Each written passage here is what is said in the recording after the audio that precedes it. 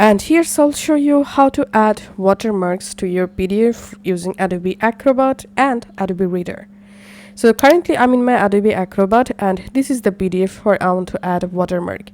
In this right hand menu, I'm clicking on Edit PDF, and here we can see Add Watermark. If you're in Adobe Reader, then in Adobe Reader, open the PDF and then go to Edit, and here click on Watermark and just click on Add. And now you get this Add Watermark window.